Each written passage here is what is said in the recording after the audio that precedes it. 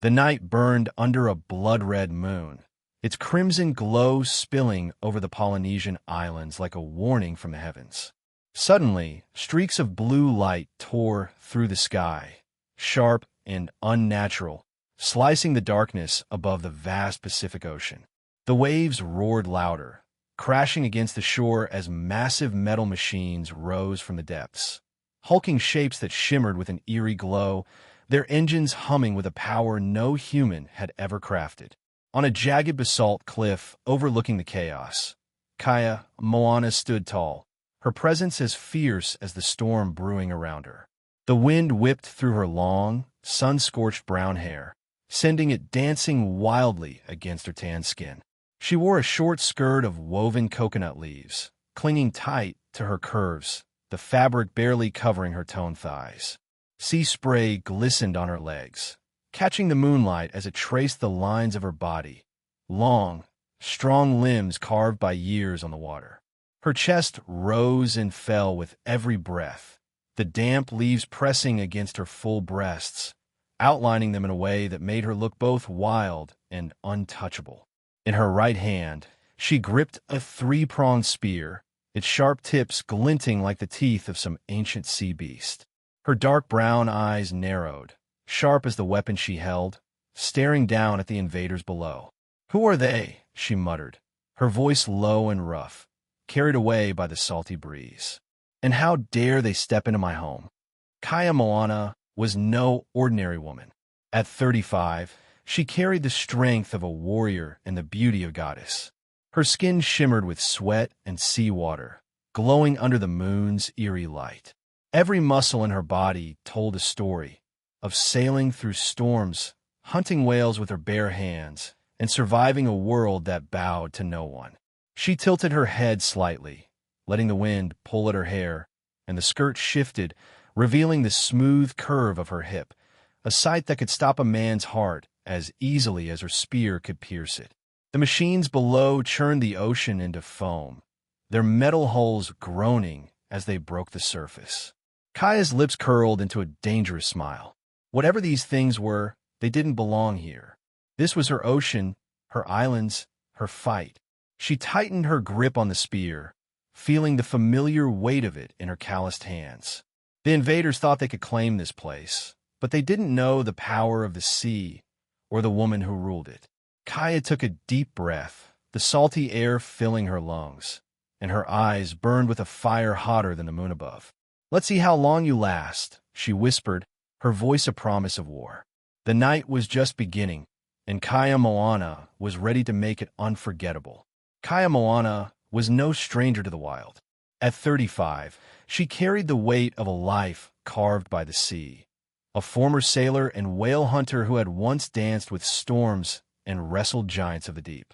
Now, she lived alone on this small Polynesian island, a hidden speck in the vast Pacific where the waves whispered secrets only she could hear. Under the blood-red moon, her tan skin glistened with a fine sheen of sweat, catching the light in a way that made her look almost otherworldly. Her body was a masterpiece of strength and grace, muscles toned from years of battling the ocean, yet softened by a femininity that could steal the breath from anyone who dared to look too long. Kaia was a storm wrapped in flesh, a woman who had faced the worst the world could throw at her and come out unbroken. Her past clung to her like the salt on her skin. Years ago, she had sailed with a crew of fearless islanders, her laughter ringing over the waves as she drove her spear into the hides of whales bigger than their boats. Among them was Lonnie, her lover, a man with eyes like the deep sea and a smile that warmed her even in the coldest storms. They had been a pair forged by the ocean, their bodies pressed close under starlit skies, his hands tracing the curves of her hips as they whispered dreams of a quiet life. But the sea was a cruel mistress. One night, a typhoon roared in, its winds howling like a beast unleashed. Kaia fought to hold the ship steady, her arms straining, her voice raw as she screamed orders into the chaos. Lonnie was at her side, until he wasn't. A wave taller than the cliffs swept him away, his final cry swallowed by the dark water. When the storm passed, Kaia washed ashore alone, her heart shattered but her will unbroken. She knelt on the sand, tears mixing with salt water, and swore an oath to the ocean. No one would take it from her again. Now, as the strange machines rose from the sea below her cliff, Kaia felt that old fire flare in her chest. She stepped back from the edge, her bare feet steady on the rough basalt, and let the coconut leaf skirt fall to the ground. The wind kissed her skin as she stood there, exposed for a moment, her long legs stretching endlessly, her stomach flat and tight, her breasts full and free under the moon's glow. She reached into a woven bag, pulling out a sleek black diving suit, and slipped it on with practiced ease. The fabric hugged her like a second skin, clinging to every curve, outlining the dip of her waist and the swell of her hips. Water from the earlier tide still dripped from her hair, dark strands sticking to her cheeks and neck, framing a face both fierce and beautiful. She shook her head, sending droplets flying, and the moonlight caught her, a vision of deadly allure, her body a weapon as sharp as the spear in her hand. Kaia paused, running her fingers along the spear's shaft, feeling the notches she'd carved for every hunt, every fight. Lonnie's voice echoed in her mind. "You're the sea's daughter, Kaia. Nothing can tame you." She smirked, a mix of pain and pride twisting her lips. These invaders, these Zorathan, thought they could claim her ocean. They were wrong. She straightened, the diving suit gleaming wet under the red moon, her curves deadly and defiant. Kaia Moana wasn't just a woman. She was a force of nature, and tonight, she'd remind the world why the sea bowed to her alone. Kaia Moana stood poised on the cliff's edge, the moonlight painting her black diving suit in streaks of silver. The fabric clung to her like a lover's touch, wet from the sea spray, outlining every curve of her powerful body. Her thighs taut, her waist narrow, her chest rising with slow, steady breaths. The spear rested firm in her grip, a silent promise of the fight to come. Then, a sharp buzz cut through the night's roar. Her satellite phone, tucked against her hip, vibrated with an urgency that made her pulse quicken. Only 3 people in the world had this number, and none of them called unless the sky was falling. She pulled the device free, its cold metal pressing against her warm skin as she lifted it to her ear. The voice on the other end crackled through the static, rough and deep like gravel underfoot. "Kaia, it's Tane," Admiral Tane said, his tone tight with strain. "They're here. Zorathan, a race from beyond the stars. They suck water dry to build their bases. One of our ships just went down in the Pacific, blown to pieces. We need you back." His words hit her like a wave, sharp and cold, stirring the fire she'd buried deep since Lonnie's death. Kaia's lips twisted into a crooked smile, her teeth flashing white against her tanned face. She reached into the pocket of her discarded leaf skirt, pulling out a half-smoked cigar, its end still glowing faintly. With a flick, she lit it against the wind, the flame dancing close to her fingers. She took a slow drag, letting the smoke curl from her mouth, then dropped it to the rock beneath her. Her bare foot came down hard, crushing the ember into ash with a satisfying crunch. "I'm retired, Tane," she said, her voice low and husky, laced with a defiance that could cut through steel. "But it looks like the ocean hasn't clocked out yet." The Admiral didn't argue. He knew better. Kaia's retirement had never been real, just a pause between battles. She turned her gaze back to the sea, where the Zorathan machines churned the water into chaos, their blue lights pulsing like a heartbeat she longed to stop. The diving suit hugged her tighter as she shifted her weight, the wet fabric gleaming under the red moon, accentuating the swell of her hips and the strength in her shoulders. Tane's voice crackled again, softer this time. "Kaia, they're not just invaders. They're a threat to everything you swore to protect." She didn't reply right away. Her free hand traced the spear's edge, her fingers lingering on the notches, each one a memory, a kill, a vow. Then they picked the wrong damn ocean, she finally said, her tone a mix of ice and heat. She snapped the phone shut, tossing it aside, and let the wind whip through her damp hair. Kaia Moana was no longer a ghost of the past. She was a storm waking up, and the Zora then were about to feel her fury. Kaia Moana turned from the cliff's edge, her bare feet silent against the rough basalt as she strode toward the shadowed mouth of a nearby cave. The wind followed her, tugging at the damp strands of her hair and brushing against the sleek diving suit that hugged her body like a second skin. She stepped into the cool darkness, the red moonlight fading behind her, replaced by the faint glow of bioluminescent moss clinging to the walls. Her reflection shimmered in a puddle on the cave floor, a warrior's silhouette, her curves sharp and deadly, her spear gleaming like a promise. She knelt beside a carved wooden chest, her fingers tracing the weathered patterns etched by her ancestors. Inside lay their weapons, a net woven from shark sinew, a dagger of polished coral, and a second three-pronged spear, its tips blackened from battles long past. Kaia lifted the spear, its weight familiar in her hands, and stood tall. The dim light danced across her body, catching the sheen of sweat and seawater on her skin, highlighting the taut muscles of her arms and the bold sweep of her hips. Her eyes burned with a fierce glow, twin flames of rage and resolve. She tilted her head back, letting the wind slip through the cave's entrance and carry her whisper. Lonnie died to protect this sea. Now it's my turn. Her voice was soft but steel-hard, a vow spoken to the ghosts of her past and the ocean beyond. Kaia stepped back into the night, her body glistening in the moon's eerie glow, every inch of her radiating power and defiance. The Zora then had come to steal her world, but Kaia Moana was ready to fight, ready to win, ready to make them drown in their own arrogance. High above the churning waters of the South Pacific, the Zora then fleet hovered like a swarm of gleaming locusts, their ships casting jagged shadows across the moonlit waves. At the heart of the armada, inside a command vessel pulsing with violet light, stood Thane Krezer, supreme leader of the Zora then Dominion. His towering frame loomed over the tactical deck, a mass of sinew and shimmering purple scales that rippled with every breath. Two leathery wings, thin and veined like those of some monstrous bat, twitched behind him, while his elongated head bore 6 glowing eyes arranged in a predatory arc. A cluster of slender tendrils writhed around his mouth, tasting the air as he barked orders in a voice that rumbled like distant thunder. "Drain the seas," he commanded, his clawed hand slamming down on a console. "This planet will dry out beneath our feet. Begin the harvest now." The Zora then had conquered worlds before, dozens of them, turning oceans into dust and forests into ash with their ultrasonic extractors.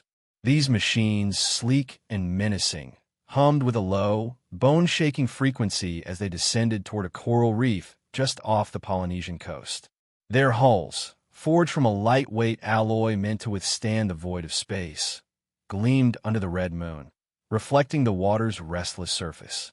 Tubes unfurled from their underbellies, plunging into the sea with a hiss, and the extractors roared to life. Water surged upward in spiraling torrents, sucked into the machines to fuel the Zorathan's grand design, vast, arid bases carved from the bones of drowned worlds. Krezer watched from his perch, his tendrils curling with satisfaction. "Primitive planet," he snarled. "No resistance, no power. It's ours." But the Earth had other plans. Within hours, the extractors began to falter. The air around the reef hung thick with tropical humidity, a wet heat that seeped into every crevice of the Zora then machines. Circuits sparked and fizzled as moisture clogged their delicate systems, shorting out controls designed for dry, sterile environments. Worse still, the salt in the sea air carried on every gust of wind, ate at the alloy hulls like acid. Thin trails of corrosion spread across the metal, turning its shine to a dull, pitted gray. One extractor shuddered violently, its tubes clogging with brine, then erupted in a shower of sparks. Another tilted sideways, sinking into the waves as its engines choked on the damp, salty haze. From the command deck, Krezer's eyes narrowed, his wings snapping open in fury. "What is this failure?" he roared, slamming a fist into the console again, cracking its surface. The crew scrambled, their scaled hands flying over controls as readouts flashed red. "Humidity levels exceed tolerances, Supreme Leader," a technician rasped, his tendrils quivering. "The salt, it's corroding the extractors. They weren't built for this." Krezer's chest heaved, his scales glinting as he leaned forward, staring at the chaotic scene below. The ocean churned, mocking him with every wave, while the jungle beyond the shore loomed dark and impenetrable, its wet breath a silent weapon. He had crushed gas giants and frozen moons, but this small, water-soaked rock was fighting back and winning. "Fix it," he growled, his voice a venomous hiss. "Send more units. I will not be defied by a puddle." Unseen by Krezer, the Earth's defiance was only beginning. The Zora then had landed in a world that thrived on water and salt, a planet whose very nature was poison to their machines. And in the shadows of that jungle, another force was waking, someone who knew the land and sea like her own skin, someone ready to turn the invaders' arrogance into their doom. High on a rain-soaked hill overlooking the tangled jungles of southern Thailand, Layla Vong crouched low, her body blending into the shadows of the dripping trees. At 27, she was a hunter born of the wild, a woman who knew every root, every leaf, every whisper of the forest like it was her own heartbeat. The tropical storm had rolled in an hour ago, its warm rain pounding the earth, turning the air thick and heavy. Layla's rough cotton tunic clung to her skin, soaked through and through, the thin fabric hugging her body like a lover's hands. Water trickled from her neck, sliding in slow, glistening trails down her chest, pooling briefly between her full breasts before slipping lower. Her golden skin shone under the faint glow of the red moon piercing the storm clouds, a radiant contrast to the dark green around her. She brushed a strand of wet black hair from her face, her sharp hazel eyes glinting with a mix of amusement and danger. In her hands, she held a battered pair of binoculars, their lenses fogged slightly from the humidity. She wiped them clean with a quick swipe of her thumb and pressed them to her eyes, peering down at the chaos unfolding on the coast below. The Zora then machines, those hulking metal beasts, were struggling against the sea they'd come to drain. Sparks flew from their hulls, faint plumes of smoke curling upward as the salty air chewed through their alloy skins. One extractor tipped sideways, its tubes snapping under the strain, while another let out a pitiful whine before sinking beneath the waves. Layla's lips curled into a sly grin, her teeth flashing white against her rain-slicked face. "You want our sea?" she muttered, her voice low and husky, laced with a hunter's scorn. "Try surviving this place first." She shifted her weight, the wet tunic pulling tighter across her curves, outlining the lean strength of her shoulders and the swell of her hips. Raindrops clung to her lashes, dripping down her cheeks as she watched the invaders falter. The Zora then had landed with arrogance, their machines roaring with power, but they hadn't counted on the earth fighting back. The jungle's humidity was a silent killer, seeping into their circuits, while the salt from the nearby ocean turned their technology into rusting junk. Layla had seen it coming. Anyone who'd lived here long enough knew the land didn't bow to outsiders. She lowered the binoculars, resting them against her chest, and let out a soft, throaty laugh that mingled with the storm's rumble. "Poor fools," she said to herself. "You picked the wrong playground." Layla wasn't just a bystander. She was a predator in her own right. Her hands, calloused from years of wielding a bow, twitched with the urge to act. She'd hunted tigers in these woods, tracked boars through mud and rain, and outsmarted poachers who thought they could claim her home. Now, these Zora then were no different, just bigger prey with shinier toys. She stood slowly, water cascading off her body in shimmering sheets, the tunic sticking to her thighs as she moved. The rain had plastered her hair to her neck and shoulders, framing a face that was both fierce and beautiful. High cheekbones, a sharp jaw, and eyes that promised trouble. She slung the binoculars over her shoulder and grabbed her bow from the ground, its wood slick but familiar in her grip. Down below, the last extractor shuddered and died, its lights flickering out as the sea swallowed it whole. Layla tilted her head, listening to the jungle's chorus, the drip of rain, the rustle of leaves, the distant crash of waves. It was her world, her weapon, and these invaders didn't stand a chance. "Keep coming," she whispered, her voice a sultry dare carried by the wind. "I'll show you what happens when you mess with my forest." With a final glance at the smoking wreckage, she turned and melted into the trees, her wet figure a fleeting shadow, ready to hunt, ready to win. Inside the Zorathan command vessel, the air thrummed with tension as red warning lights flashed across the tactical screens. Thane Krezer, supreme leader of the Dominion, stood at the center of the deck, his massive frame trembling with barely contained rage. His purple scales glinted under the violet glow of the ship, each one shimmering as his chest heaved. His leathery wings snapped open with a sharp crack, filling the space with their menacing span, while the tendrils around his mouth writhed like snakes caught in a storm. He stared at the footage streaming in, his vanguard, the pride of the Zorathan fleet, reduced to smoking wrecks on the shores of the South Pacific. The extractors, once invincible, lay half-submerged in the waves, their hulls pitted with corrosion, their lights extinguished. "Impossible," Krezer roared, his voice a guttural bellow that shook the walls. "A primitive world, wiped out my vanguard without a single shot." He slammed a clawed fist into the console, the metal denting under the blow, sparks flying from the impact. His 6 glowing eyes burned brighter, scanning the room as his crew shrank back, their scaled bodies stiff with fear. The numbers didn't lie. Every machine sent to drain the sea had failed, drowned by humidity and salt in a matter of hours. Krezer's tendrils curled tight, his rage boiling over. He had conquered planets with molten cores and atmospheres of acid.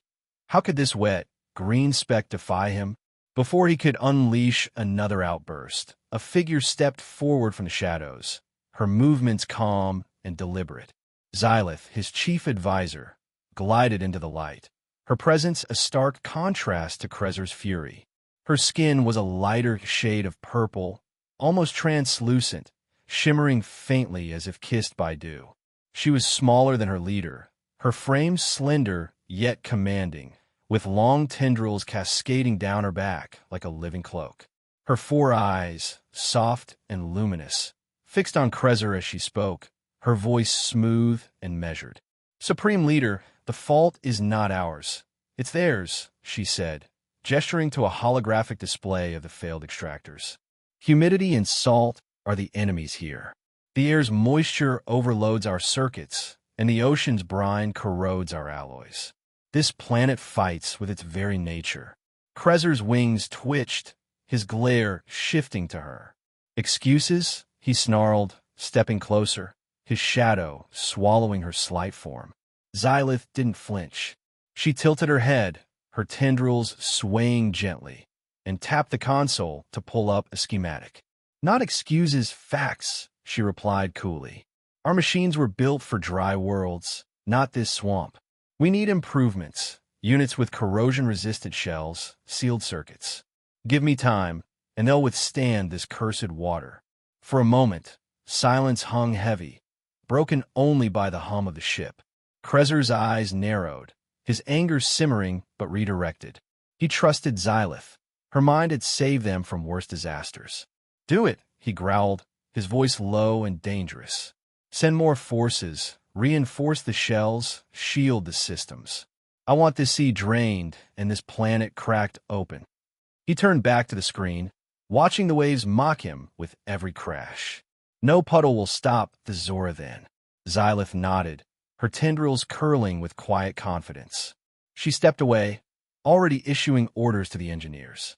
Krezer clenched his fists, his scales glinting as he glared at the earth below. They'd adapt, they'd overcome, but deep down, a flicker of doubt stirred. This world was more than it seemed. The rain had slowed to a steady drizzle, but the jungle still dripped with life, its leaves heavy and glistening under the faint red glow of the moon. Layla Vong slipped down the hill, her movements silent and sure, her soaked cotton tunic clinging to her like a second skin. The fabric outlined every curve of her body, the swell of her breasts, the dip of her waist, the taut lines of her thighs, each step sending rivulets of water cascading off her golden skin. She carried her bow in one hand, the binoculars slung over her shoulder, and a smirk played on her lips as she reached the edge of the trees. The Zora then wreckage lay scattered along the shore below, a graveyard of twisted metal and smoking circuits, half swallowed by the waves. She'd watched them fall, and now it was time to claim the spoils. A rustle behind her broke the quiet, and Layla turned, her hazel eyes narrowing. Samchai emerged from the undergrowth, his broad frame pushing through the wet ferns.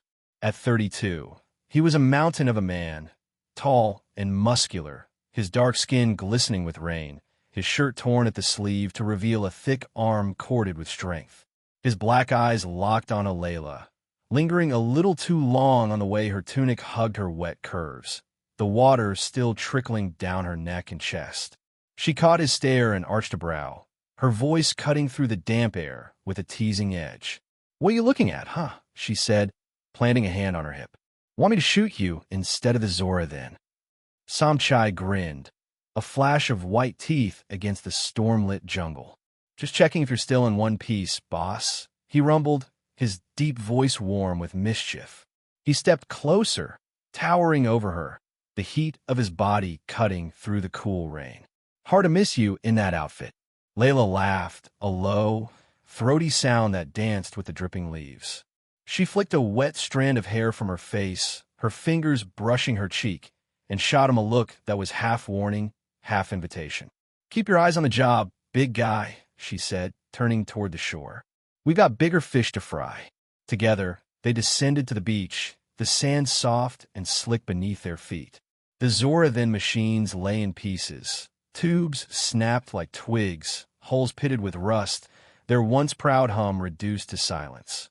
Layla knelt beside a chunk of alloy, her tunic stretching tight across her back as she ran her fingers over its corroded surface.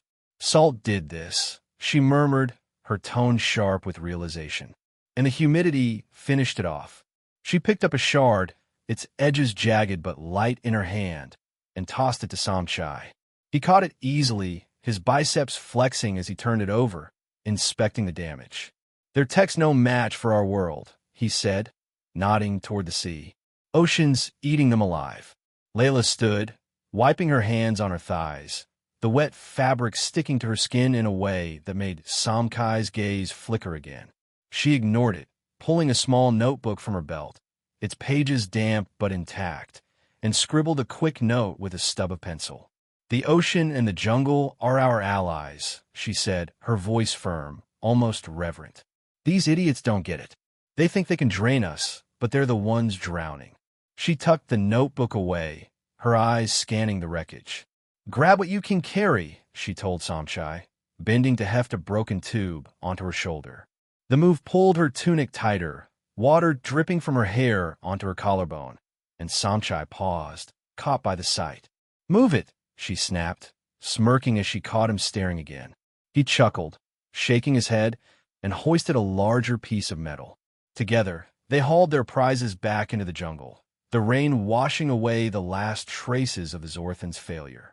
Layla's mind raced. She'd seen what this planet could do, and she'd make damn sure the invaders paid for underestimating it.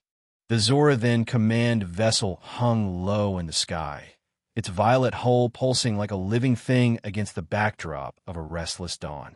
Inside, Thane Krezer paced the deck, his purple scales catching the flickering light of the tactical screens. His wings twitched with barely restrained fury, the memory of his vanguard's collapse still burning in his mind. Machines drowned by salt and humidity, a humiliation he refused to accept. His 6 eyes blazed as he turned to the crew, his voice a low growl that vibrated through the chamber.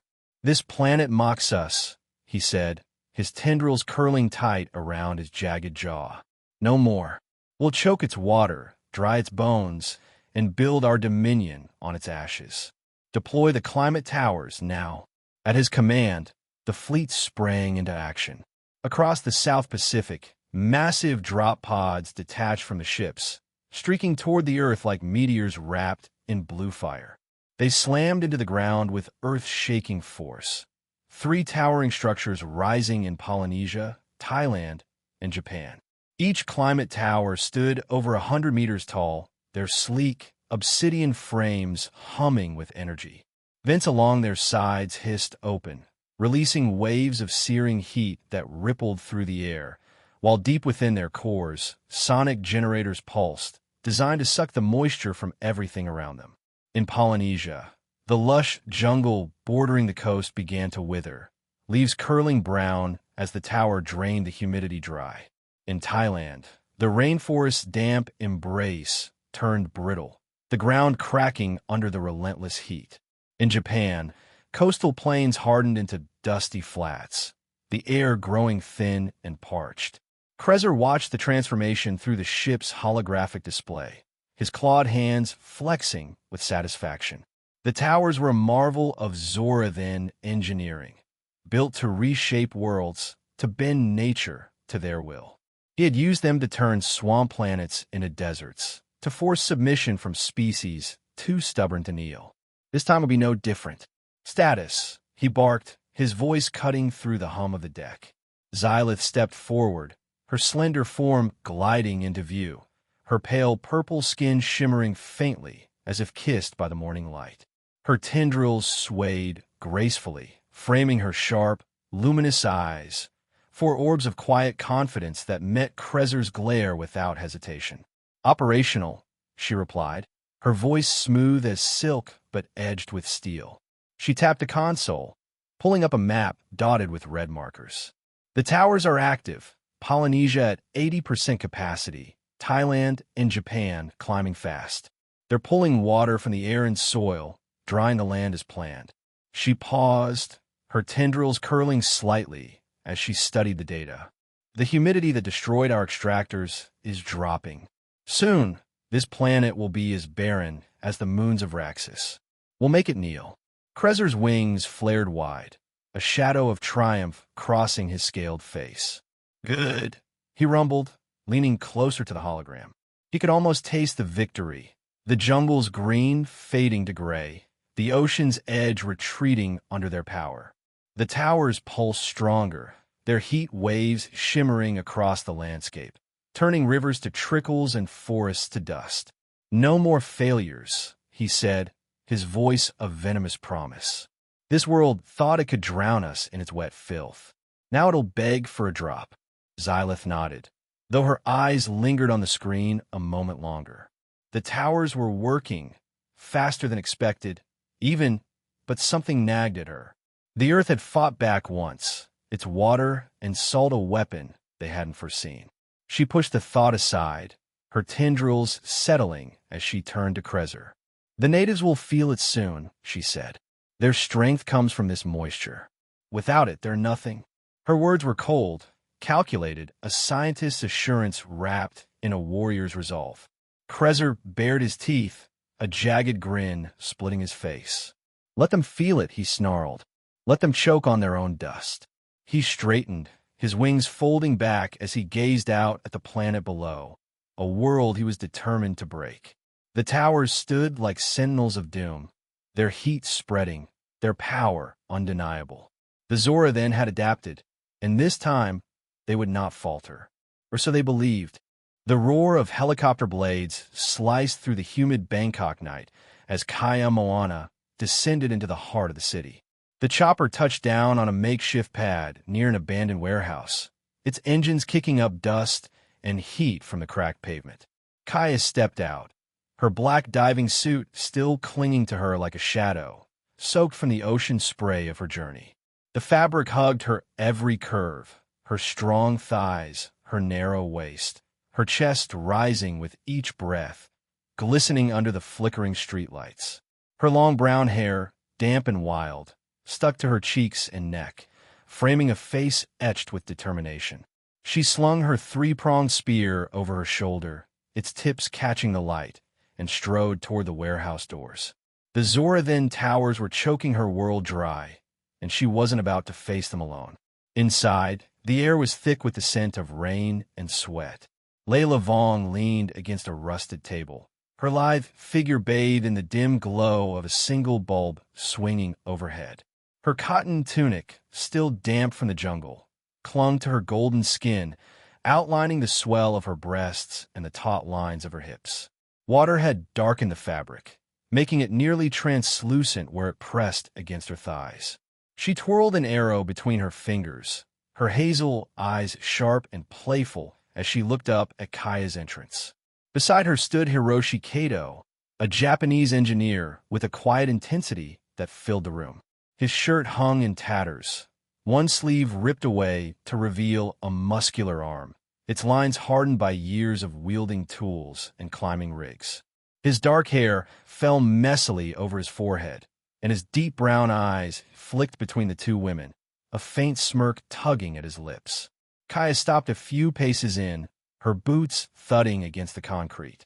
She met Layla's gaze, their eyes locking in a silent clash of fire and water. "You the forest blaze I've heard about?" Kaia asked, her voice low and rough, a challenge wrapped in curiosity. She shifted her weight, the diving suit creaking softly, water dripping from her hair onto her collarbone and tracing a slow path down her chest. Layla tilted her head, her lips curling into a sly grin as she pushed off the table, her tunic shifting to reveal a glimpse of her toned midriff. "And you're the tsunami, huh, sister?" She shot back, her tone husky and teasing. She stepped closer, the air between them crackling, her wet clothes leaving a faint trail of droplets on the floor. Hiroshi cleared his throat, breaking the tension with a low chuckle.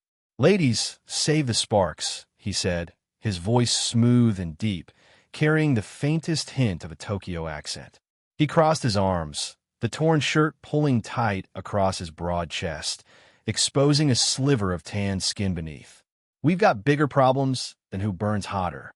He nodded toward a makeshift workbench littered with Zora-Then tech, shards of metal and wiring salvage from their wrecked extractors. Kaia's eyes followed, narrowing as she took in the evidence of their enemy's failure and their new threat. "Tane briefed me," Kaia said, stepping past Layla to the table, her hip brushing against the other woman's in a fleeting, electric touch. She picked up a corroded fragment, turning it in her hands.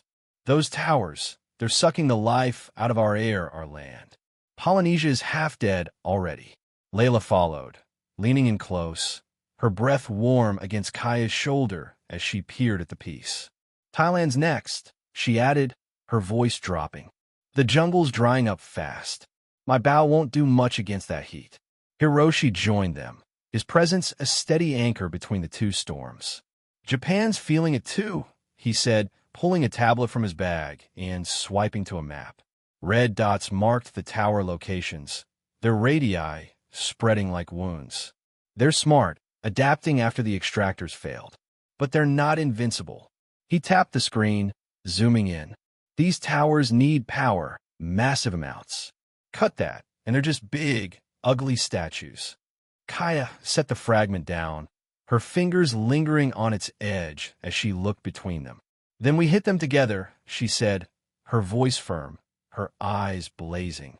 "Night of the full moon, when the tides and storms are strongest.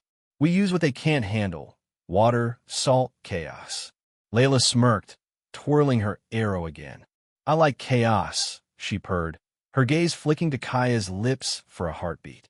Hiroshi raised a brow, his smirk widening. "Count me in," he said, his tone low and steady, though his eyes betrayed a flicker of heat as they traced the two women. The room pulsed with their shared resolve, and something more. Kaia straightened, water still dripping from her suit, her body a defiant silhouette. "Good," she said. "Let's make them regret landing here." The team was set, and the fight was on. The warehouse in Bangkok hummed with a restless energy, the single bulb overhead casting long shadows across the concrete floor. Kaia Moana stood by the workbench, her damp diving suit still glistening, a faint sheen of sweat mixing with seawater on her tan skin. Layla Vong lounged nearby, her wet tunic clinging to her curves, one leg propped casually on a crate as she twirled an arrow between her fingers. Hiroshi Kato leaned against the wall, his torn shirt hanging open to reveal the hard lines of his chest, his dark eyes glinting with a quiet intensity. The air between them crackled, not just with the weight of the Zorathan threat, but with something hotter, more dangerous. Hiroshi broke the silence first, pushing off the wall with a fluid motion that made his muscles flex under the shredded fabric.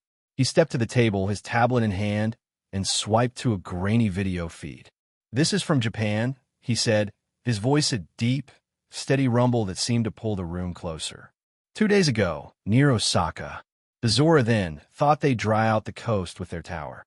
The screen flickered to life, showing a massive obsidian structure pulsing with heat, the air around it shimmering as grass withered and cracked. Then, chaos. Waves crashed inland, higher than they should have been, slamming into the tower's base. A storm hit, Hiroshi continued, his tone low and captivating, like a storyteller weaving a spell. Unseasonal, unpredictable. The tower circuits fried when salt water flooded the power grid. They're not as tough as they think. Layla tilted her head, her hazel eyes narrowing with a playful glint as she watched him. She set the arrow down and leaned forward, her tunic pulling tight across her chest, water still beating on her golden skin. "Smart guy, huh?" she said, her voice a sultry purr that cut through the tension. "Figured out their weakness all by yourself. So how come you haven't figured out how to charm me yet?" She flashed a grin, her teeth gleaming, and shifted her weight, letting her legs slide off the crate in a slow, deliberate move that drew every eye to the curve of her thigh. Hiroshi's smirk widened, a flicker of heat sparking in his gaze as he met her challenge. "Maybe I'm saving my best moves for the right moment," he shot back, his voice dropping an octave, smooth and teasing. He stepped closer to the table, his torn shirt shifting to expose more of his toned frame, the air between him and Layla practically sizzling. Before he could say more, Kaia's hand shot out, landing on Layla's hip with a firm, possessive grip. The touch was electric, her fingers pressing into the damp fabric, feeling the warmth of Layla's skin beneath. "Focus, jungle girl," Kaia said, her voice low and rough, a warning wrapped in a dare. She leaned in, her wet hair brushing Layla's shoulder, her breath hot against the other woman's ear. "We've got a war to win before you start flirting." Layla froze for a heartbeat, her grin faltering as a flush crept up her neck. She turned her head, their faces inches apart, hazel eyes locking with Kaia's dark brown ones. The room seemed to shrink, the air thick with unspoken heat. "Who says I can't do both?" Layla murmured, her tone defiant but soft, her lips hovering dangerously close to Kaia's. Her hand brushed Kaia's wrist, a fleeting touch that sent a jolt through them both. Hiroshi watched, his smirk fading into something darker, hungrier, as he crossed his arms and leaned back, letting the tension build. Kaia pulled back just enough to break the spell, but her hand lingered on Layla's hip, her fingers tightening for a moment before letting go. "Save it," she said, her voice steady but laced with a raw edge. She turned to Hiroshi, her eyes flicking over his exposed chest before settling on his face. "You're sure about the power grid?" Hiroshi nodded, his gaze holding hers, a silent acknowledgement of the fire simmering between them all. "Dead sure," he said.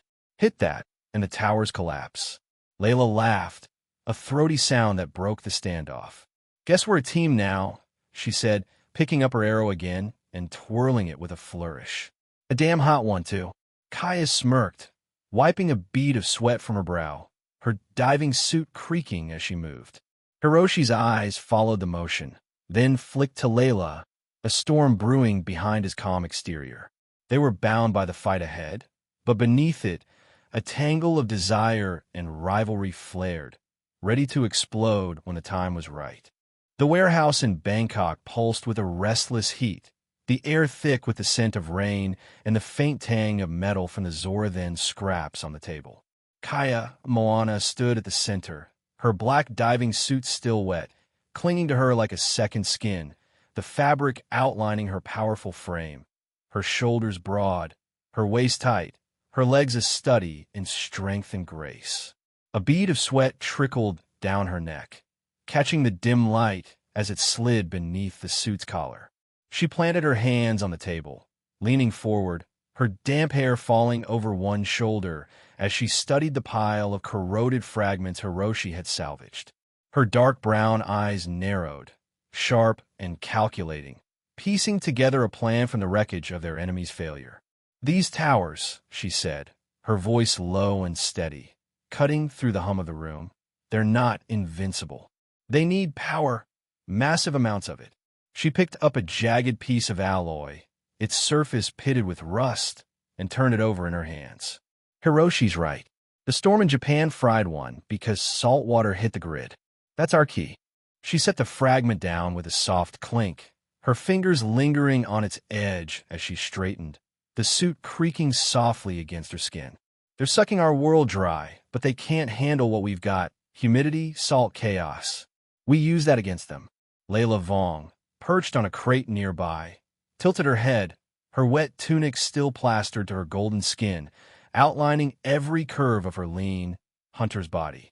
She twirled an arrow between her fingers, her hazel eyes glinting with a mix of curiosity and mischief. "Chaos, huh?" she said, her voice a sultry drawl. "Sounds like my kind of party."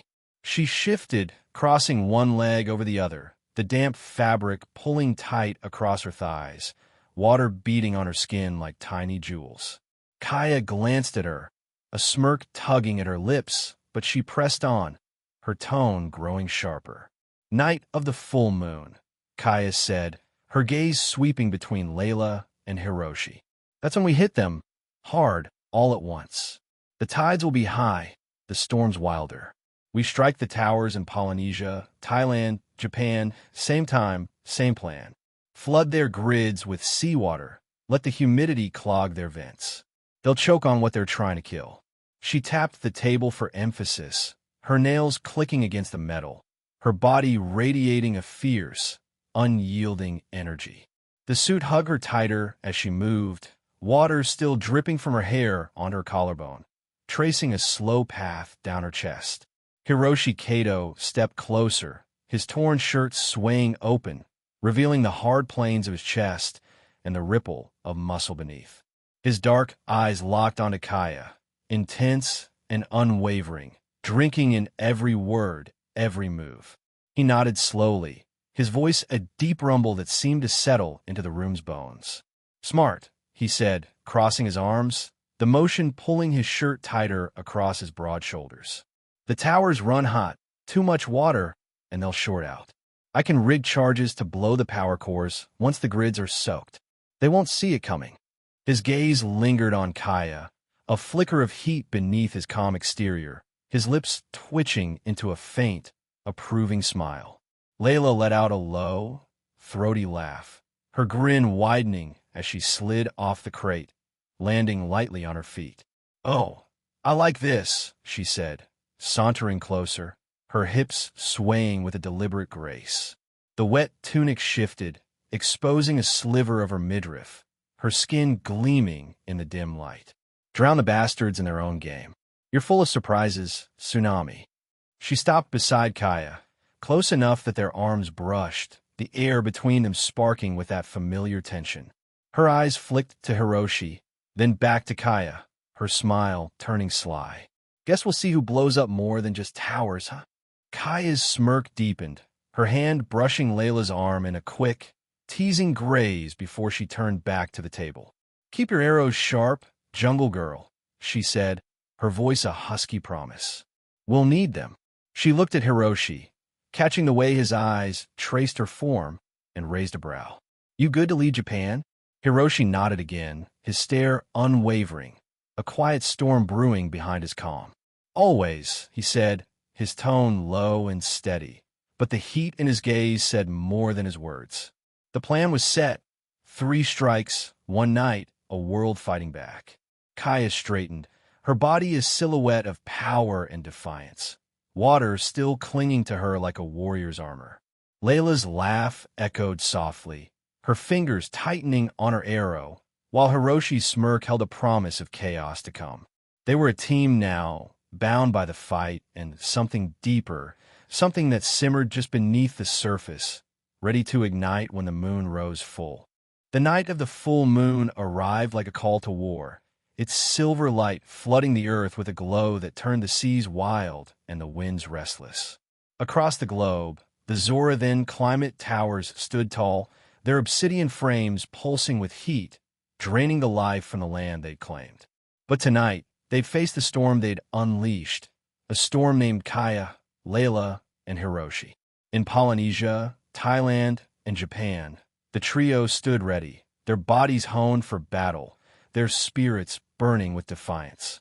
The air crackled with the promise of chaos, and the earth itself seemed to hold its breath. In Polynesia, Kaia Moana crouched on a rocky outcrop overlooking the churning Pacific. The moon hung low, its light shimmering across the waves as they crashed against the shore, where the Zorathan tower loomed like a dark sentinel.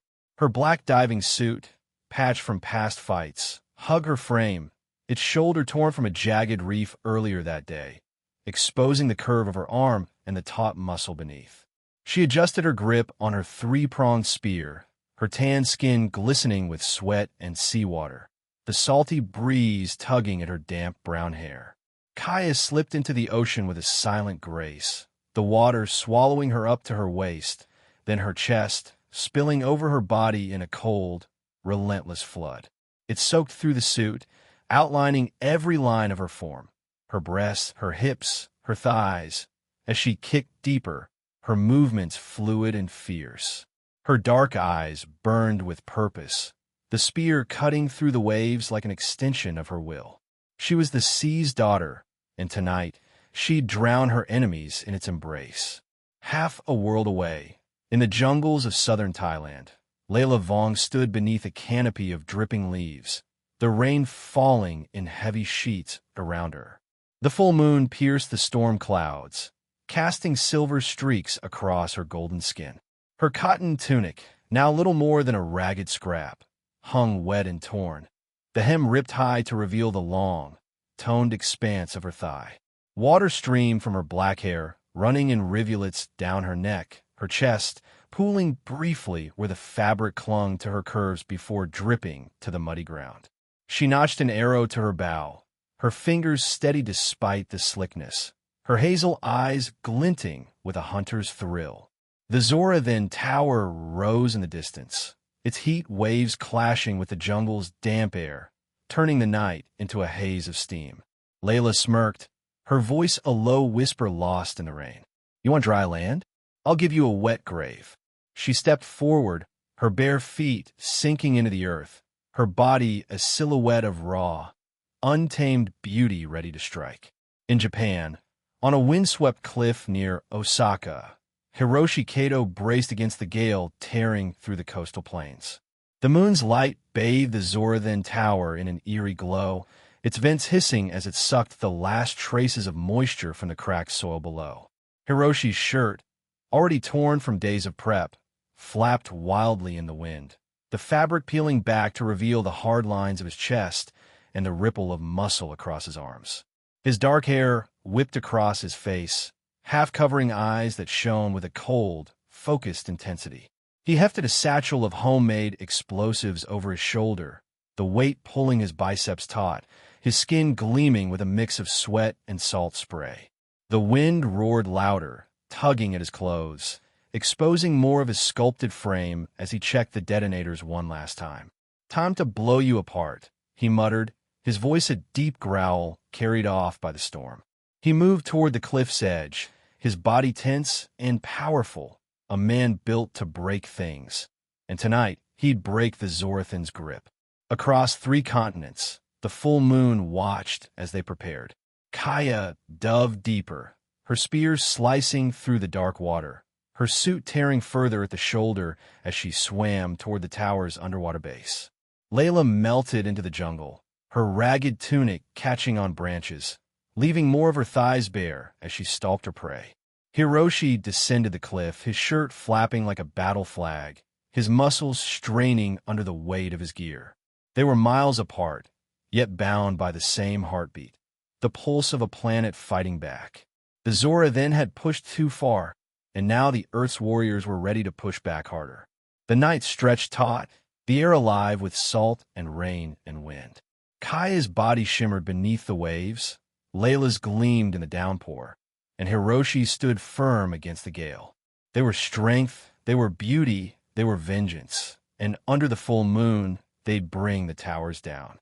The ocean churned under the full moon's silver glare, its waves crashing against the Polynesian shore with a fury that matched Kaia Moana's own.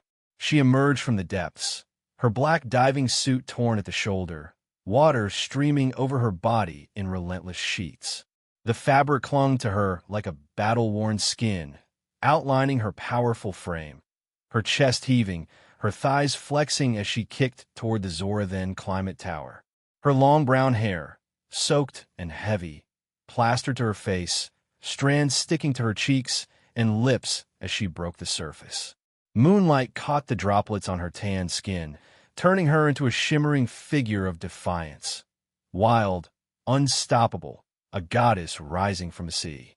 In her hand, the three-pronged spear gleamed, its tip sharp and hungry for the fight ahead. The tower loomed above, its obsidian surface pulsing with heat, its vents hissing as it sucked the moisture from the air. Kaia swam closer, her eyes locked on the structure's underwater base, a tangle of cables and glowing conduits feeding its power core. She dove again, the water swallowing her whole, her suit ripping further at the shoulder as she twisted through the currents. Her body moved with lethal grace, every muscle taut, her hair trailing behind like a dark banner. She reached the base, planting her feet against a metal strut, and gripped her spear tight. The ocean roared around her, a willing ally in her war. She thrust the spear forward, aiming for the core, but a shadow darted through the water, fast and deadly. Xylith, the Zora then advisor, surged toward her, her pale, purple skin glinting under the moon's filtered light. Her tendrils fanned out like a predator's crown, her slender frame cutting through the waves with unnatural speed. She wielded a sleek sonic blade, its edge humming with energy, and swung it at Kaia with a snarl. "You can't stop us," Xylith hissed, her voice distorted by the water, her luminous eyes narrowing. Kaia dodged, the blade grazing her arm, tearing the suit further to expose a slash of skin across her bicep. Blood mixed with the sea, but Kaia grinned, her teeth flashing white through her wet hair. "Watch me," she spat back, her voice a raw, defiant growl. The fight was brutal and fast. Xylith lunged again, her tendrils whipping toward Kaia's face, but Kaia twisted, her spear slashing through the water to parry. The clash sent a shockwave rippling outward, bubbles exploding around them. Kaia's suit clung tighter, water pouring over her chest and down her back, her body a blur of strength and fury. She kicked off the tower's base, propelling herself upward, and drove her spear at Xylith's side. The Zora then twisted away, but not fast enough. The spear grazed her, slicing a tendril free. Xylith shrieked, the sound muffled by the depths, and retaliated with a sonic blast that sent Kaia spinning backward. Kaia hit the tower's frame hard, her breath bursting out in a cloud of bubbles. Pain flared, but she shook it off, her wet hair whipping across her face as she steadied herself. She glared at Xylith through the strands, her dark eyes blazing. "This ends now," she muttered, then launched forward with a surge of power. Xylith raised her blade, but Kaia was faster. She feinted left, then drove her spear straight into the tower's core with a primal scream. "The ocean's mine," she shouted, her voice echoing through the water as the weapon pierced metal and circuitry, sparks erupting in a blinding flash. The core ruptured, a deep groan vibrating through the tower as its systems overloaded. Kaia yanked the spear free, kicking away from the structure as cracks spiderwebbed across its base. Water roared in, unstoppable, flooding the conduits and drowning the power grid in a torrent of salt water. Above, the tower's vents choked, steam hissing as the heat met the cold rush. Xylith lunged one last time, her blade aimed at Kaia's heart, but the sea turned against her. Waves slammed her back, pinning her against the collapsing frame. Kaia swam clear, her body cutting through the water, her suit now a patchwork of rips exposing her arms and sides, her skin glistening with triumph. The tower shuddered, then imploded, its upper half toppling into the ocean with a thunderous crash. Water surged over the wreckage, dragging Zorathan drones and debris into the depths. Xylith vanished in the chaos, swept away by the flood she couldn't fight. Kaia broke the surface, gasping, her hair plastered to her face, her chest heaving as she clung to a piece of floating metal. She tilted her head back, letting the moon bathe her in light, her body a vision of raw, wet power. "Stay down," she whispered to the sea, her voice hoarse but fierce. Polynesia was hers again, and the Zorathan had learned the cost of crossing her. The cliffs of Osaka trembled under the full moon's unyielding light, the wind howling like a beast unleashed as it tore across the coastal plains.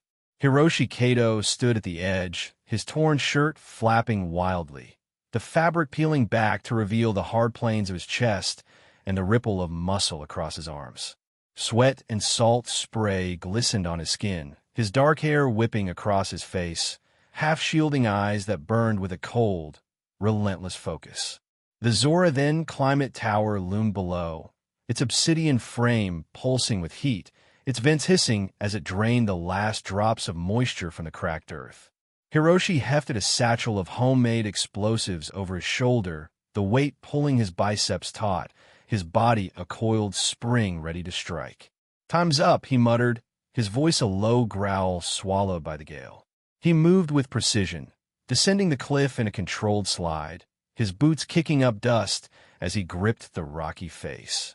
The wind tugged at his shirt, exposing more of his sculpted frame, his abs tightening, his shoulders flexing with each move. He landed silently at the tower's base, the satchel thudding against his back.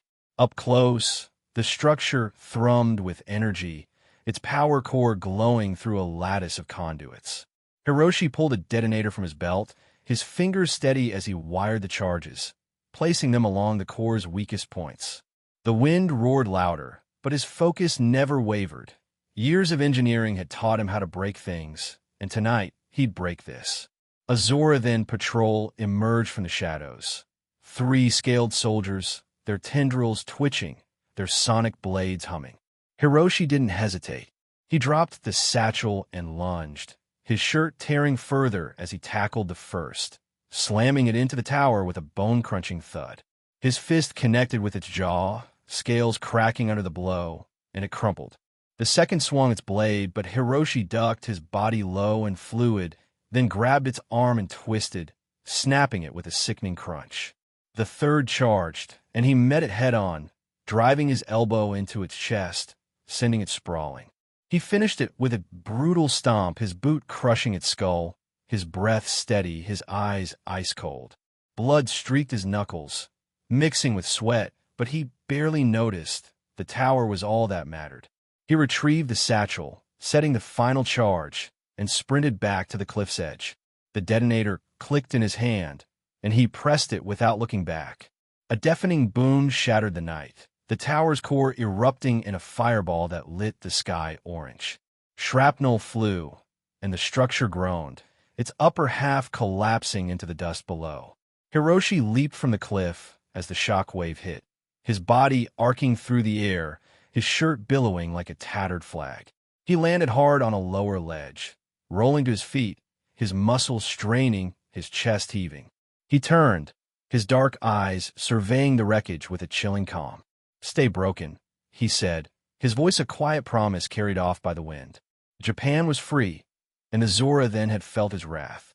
High above the earth, the Zorathan command vessel rocked with the echoes of failure.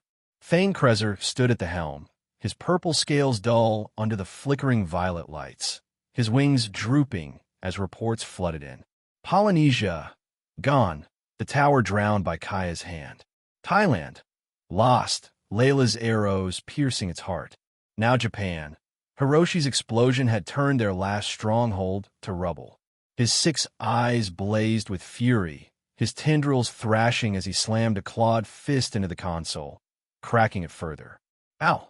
he roared, his voice shaking the deck. "How does this mudball defy us?" Xylith staggered forward, her pale purple skin marred with bruises, one tendril missing from her fight with Kaia. Blood streaked her side, but her luminous eyes remained steady as she gripped Krezer's arm, pulling him toward the escape pod. "It's over, Supreme Leader," she said, her voice hoarse but firm. "The towers are down, our forces scattered. This planet, it's alive, fighting us with every breath. We can't win here." Her tendrils curled weakly, her slender frame trembling, but she held his gaze, a last spark of defiance in her defeat. Krezer's chest heaved, his scales glinting as he glared at the screens showing the smoking ruins below. He'd conquered worlds, crushed empires, but this Earth, this wet, wild speck, had broken him. "Retreat," he snarled, the word bitter on his tongue. "All units withdraw. Now!" The crew scrambled, their scaled hands flying over controls as the fleet powered up, engines roaring to life. The command vessel lurched, ascending into the night, leaving trails of violet light as it fled. But not all followed. A handful of Zora then stayed, engineers and scouts, their tendrils drooping as they surrendered to the humans below. They raised their claws in truce, offering knowledge in exchange for mercy. On the ship, Xylith slumped against Krezer, her strength fading. "They'll come for us again," she whispered, her voice a faint echo. "Others will hear of this." Krezer said nothing, his eyes fixed on the shrinking Earth, a planet that had humbled him. The Zora then were gone, for now, but the scars they left burned deep. The full moon hung heavy in the sky, its silver light spilling over a world reclaimed. In Polynesia, the ocean lapped at the shore, washing away the last traces of the Zorathan Tower's wreckage, its twisted metal sinking into the depths.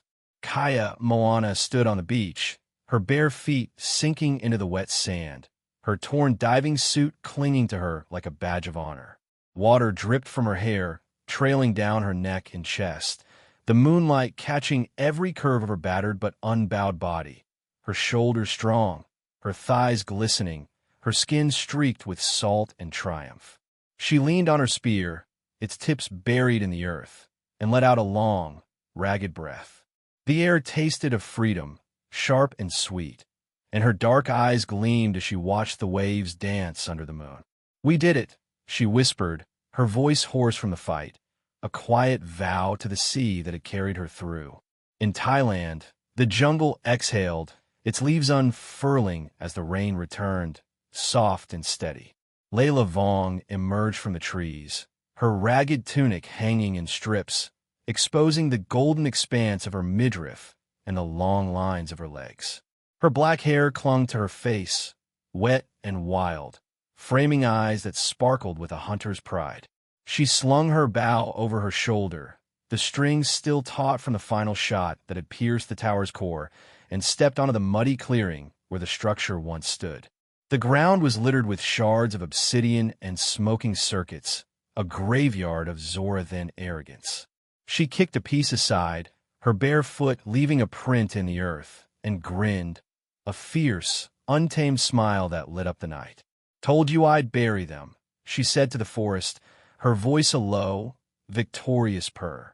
On the cliffs of Osaka, Hiroshi Kato sat atop a slab of rock, the wind tugging at his shredded shirt, now little more than a rag flapping against his chest.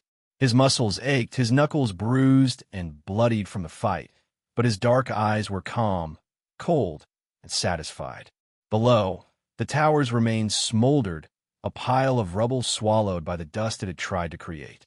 He ran a hand through his sweat-soaked hair, pushing it back, and let the moonlight bathe his tanned skin, highlighting the hard lines of his jaw and the ripple of his abs. He'd blown the Zorathan's dreams apart, and the quiet hum of the wind was his reward. "Good riddance," he muttered, his deep voice steady, a final judgment on the invaders who dared to challenge his home. The earth breathed again, its oceans alive, its jungles green, its plains free. The Zora then were gone, their fleet a fading speck in the sky, their towers shattered by the hands of those who knew the planet best. Kaia, Layla, and Hiroshi stood as its guardians, their victory etched in the scars they bore and the fire they carried. The moon watched, a silent witness to their triumph, and the night pulsed with the promise of peace, at least for now. The helicopter's blades thrummed as it carried Layla and Hiroshi to Polynesia, touching down on the beach where Kaia waited. The moon was still high, its light turning the sand silver, and a bonfire roared near the water's edge, its flames licking the sky. Kaia stepped forward as they landed, her diving suit peeled down her waist, revealing a cropped tank top that hugged her chest and left her arms bare. Her skin shimmered with sweat and sea salt, her hair loose and wild, cascading over her shoulders. She tossed her spear aside, a rare grin breaking across her face as Layla and Hiroshi approached, their own battles written in the dirt and blood on their bodies. Layla hopped out first, her tunic now a tattered mess, the hem ripped high enough to show off her thighs and the curve of her hips. She shook out her wet hair, water flying in arcs that caught the firelight, and sauntered toward Kaia with a sway that was all confidence and tease. "Miss me, Tsunami," she called, her voice a sultry laugh that danced with the crackling flames. She stopped close, her golden skin glowing, and reached out to clasp Kaia's hand, their fingers locking in a grip that spoke of shared strength, and something hotter simmering beneath. Hiroshi followed, his shirt discarded entirely now, his bare torso a map of muscle and scars under the moon's glow. His dark eyes flicked between the two women, a smirk tugging at his lips as he joined them by the fire. "Looks like we all made it," he said, his deep voice rumbling like the tide, his chest rising with a slow, steady breath. He dropped his satchel of tools, letting it thud into the sand, and stood tall, the firelight playing across his abs and the hard lines of his arms. The air between them thickened, charged with the rush of victory and the pull of something unspoken. Kaia laughed, a raw, wild sound, and pulled Layla closer, their hands still clasped. "Fire and water," she said, her eyes locking with Layla's, her voice low and warm. "Unstoppable." Layla tilted her head, her grin widening, and leaned in, her lips brushing Kaia's cheek in a fleeting, electric touch. "Damn right, sister," she whispered, her breath hot against Kaia's skin, her free hand grazing Kaia's waist before pulling back with a wink. Hiroshi stepped in, his presence a steady heat that drew them both. "And the wind to fan the flames," he added, his smirk turning playful as he clapped a hand on Kaia's shoulder, then Layla's, pulling them into a loose circle. The contact sparked something. Kaia's muscles tensed under his touch, Layla's eyes flashed with mischief, and the bonfire flared higher, as if feeding off their energy. "Let's celebrate," Kaia said, breaking away to grab a bottle of rum from a crate nearby. She popped the cap with her teeth, took a swig, and passed it to Layla, who drank deep, the liquid spilling slightly down her chin, glistening on her neck. The night dissolved in emotion. Kaia and Layla danced by the fire, their bodies swaying to a rhythm only they heard, hips brushing, hands grazing. Layla spun, her ragged tunic flaring, her golden skin a blur of light and shadow.